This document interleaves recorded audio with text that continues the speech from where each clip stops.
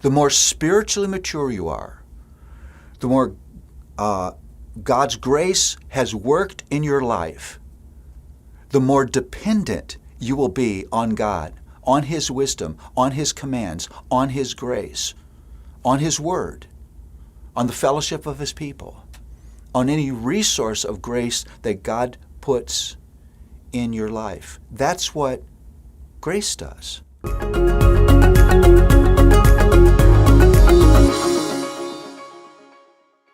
The theme that we want to look at now is maybe one of the places where the book of Proverbs is its most radical, its most countercultural. We live in a culture where any authority that sets a boundary seems to be repudiated, where we're told that everything is supposed to be okay, no matter what you want to do, no matter who wants to do it, and to put strictures on people is some form of bigotry. Proverbs puts before us the importance of a life of submission, a life of submission to higher authority, a life of submission to greater wisdom. Hear how Proverbs begins. Hear, my son, your father's instructions. How long will you love being simple? I love that. Let your heart keep my commandments. Be attentive that you may gain insight.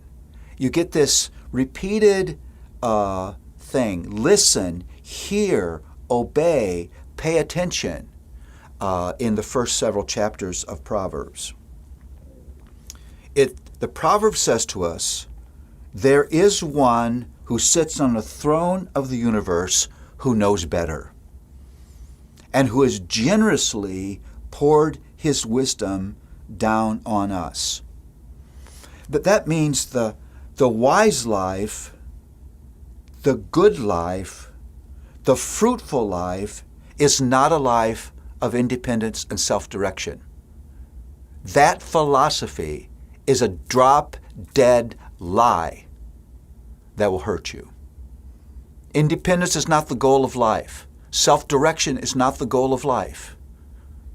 The good life is not that I can do whatever I want whenever I want to do it. That's not the good life. And yet, sin makes that attractive to us. If you're a parent, you've never had your child say to you, I wish you would just command me more. I wish you'd tell me what to do more. I just don't get enough commands in my life. But early, a child will learn to say no to you and learn to resist your authority. Real life is always found in submission to God, obedience to His commands, gladly receiving His wisdom. Now again, this is where Proverbs fits so well with the gospel story. Think of this. What is the move of God's grace? What is the inertia of God's grace? I want you to hear what I'm about to say. The move of God's grace is not to bring you from dependence to independence.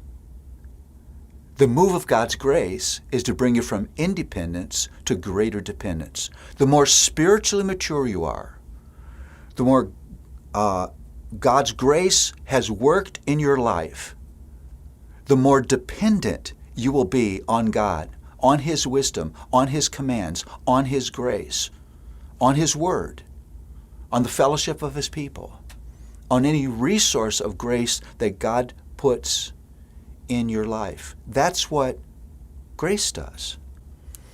And so the move of Proverbs is the same. It's to challenge the natural independence of sin and say, no, no, no, don't you get it?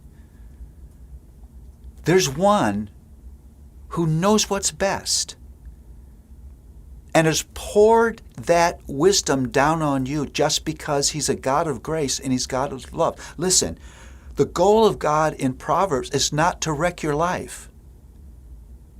It's to make you thrive. It's to give you the good life. It's to bless you with beautiful things that you would never have, you would never choose on your own. It's a gift of God to us to say, come, submit to me, and I will lead you in a good path. The key to the good life is not independence. The key to a good life is submitting to the wisdom and the authority of God.